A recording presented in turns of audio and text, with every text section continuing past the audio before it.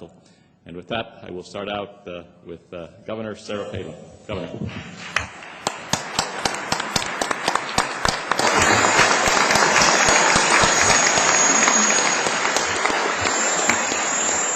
Thank you so much, Mr. Secretary. We appreciate you taking the trip here, and we want to welcome you. Chumai, happy that you had visited our neighboring community of Dillingham also yesterday. Senators Murkowski and Begich and Representative Young and guests, we are very thankful for this opportunity today. We welcome you, Mr. Secretary, looking forward to the next 4 years as we look forward to working together in many areas, including the reason that brought you to Alaska today, the OCS 5-year leasing program. I'm going to start with the statement that you made following your confirmation, and that was a national energy policy that includes conservation, expanded renewable sources, and wise, responsible use of conventional fuels such as coal, oil, and natural gas will create jobs here in America, protect our national security by reducing America's dependence on foreign oil, and confront the impacts of global warming. And I concur with that statement.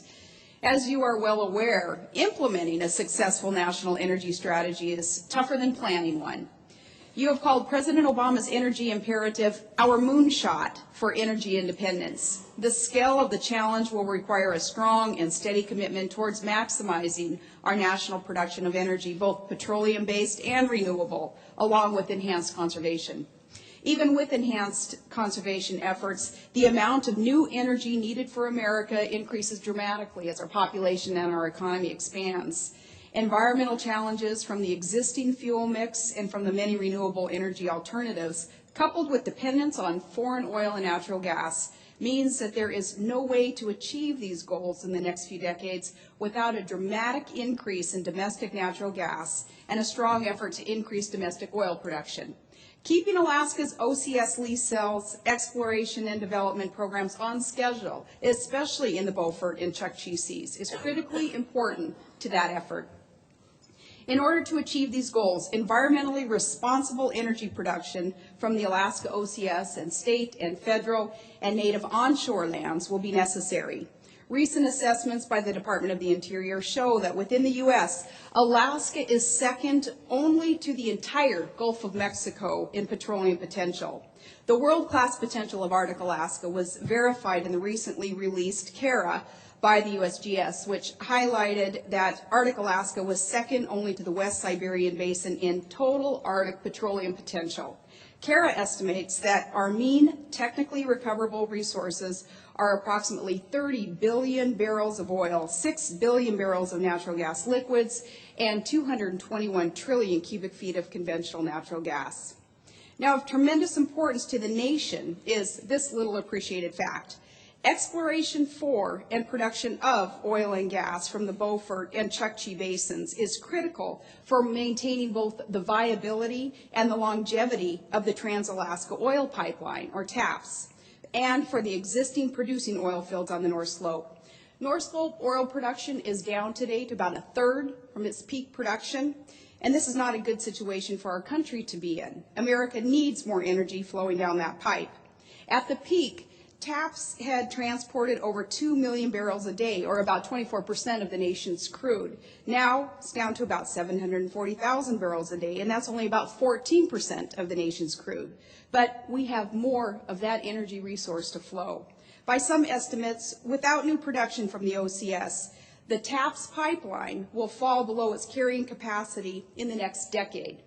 Once that line shuts down, it will mean the end of oil production from the North Slope. Because of the long lead time between leasing and actual production, it can be more than a decade from first discovery to production. Delaying the OCS program will lead to premature shutdown of TAPS, thereby denying America access to its needed, valuable, huge Arctic oil resource. And this is not in the state's or the nation's interest. Of equal importance are the steps Alaska has taken to connect lower 48 markets to Alaska's huge natural gas potential. I'm moving forward with the Alaska Gas Pipeline Project under the Alaska Gas Line Inducement Act, or AGIA. As we meet here today, field parties are gathering geotechnical data and the successful applicant for the project after an open competitive process. That's TC Alaska. They're preparing for a 2010 open season. The state has committed $500 million as Alaska's skin in the game to make this long sought-after project a reality finally.